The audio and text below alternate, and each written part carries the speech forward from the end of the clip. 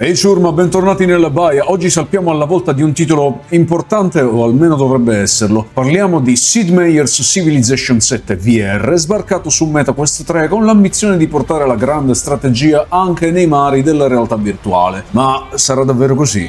Prima di mollare gli ormeggi, iscrivetevi al canale, lasciate un like e se volete supportare la baia potete sempre lanciare qualche doblone nel forziere. Ora issiamo le vele e salpiamo. Sigla!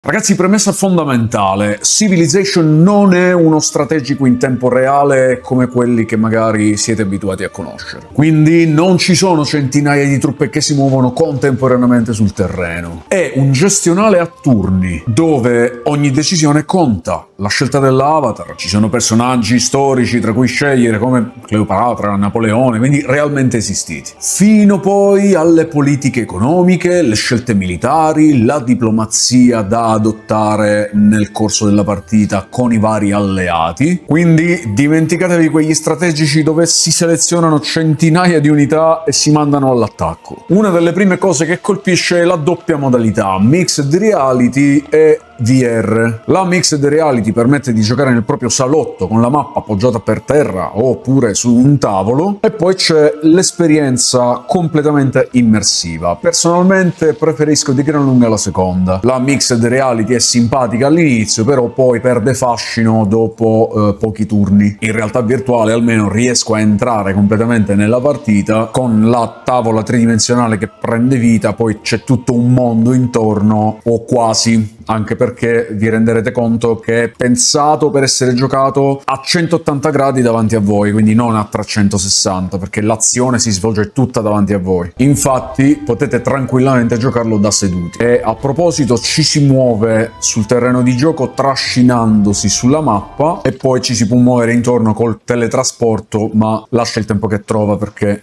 sono delle cose totalmente superflue. Il primo grande problema di questo gioco in realtà non è tecnico ma è strutturale, cioè la versione VR in realtà è una versione molto semplificata, anzi possiamo dire senza timore che è una versione castrata rispetto al gioco completo su PC in flat, e parlo da esperto della saga di Civilization. I menu sono ridotti, le opzioni sono molto limitate, le azioni sono semplificate, l'interfaccia ruota tutta intorno al tasto Y del controller sinistro. Premi, si apre un menu contestuale che mostra le varie azioni disponibili, semplice sì, ma dopo qualche ora il tutto si trasforma in un loop meccanico e piuttosto ripetitivo. In poche parole, dopo un tot di turni si sarà sbloccata la possibilità per realizzare una nuova struttura oppure fare una nuova ricerca. Questa nuova possibilità vi verrà notificata, premi tasto Y per fare questa cosa, e in poche parole a ogni nuovo turno per forza di cose ci sarà sempre qualcosa da fare premendo il tasto Y,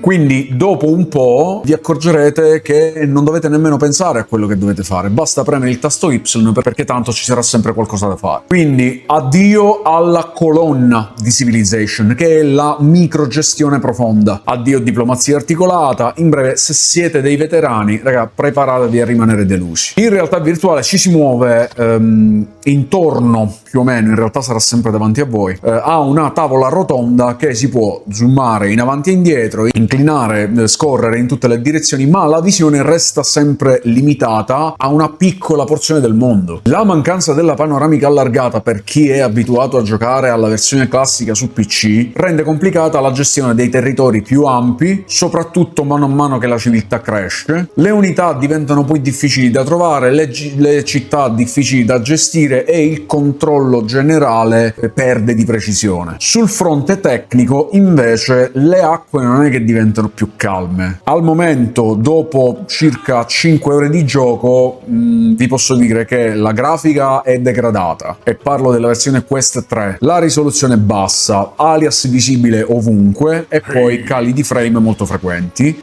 Il tutorial in particolare si è buggato circa 3 volte durante la mia prova. Ho dovuto uscire e rientrare dal gioco per riuscire a completare anche il tutorial, e lo stesso è accaduto in alcune fasi del gioco con alcuni menu che si aprivano ma poi non si riuscivano a chiudere oppure non si aprivano completamente. Meta ha già comunicato che il team di sviluppo è al lavoro per risolvere questi problemi, che già sono sono stati riscontrati, ma per adesso l'esperienza con Sid Meier's Civilization 7 VR è zoppicante. Altro problema grave per noi, diciamo, l'idioma italico. In teoria ci sarebbe il parlato in italiano, in effetti all'inizio parte un video con un doppiaggio in italiano, poi però nel gioco tutto è in inglese, del parlato sto parlando, e a volte succede una cosa strana: appaiono dei menu o comunque appaiono dei testi tipo personaggi che stanno parlando, quindi compare il testo di quello che sta dicendo il personaggio. In teoria ci dovrebbe essere la voce del personaggio che si sente in italiano, però si sente come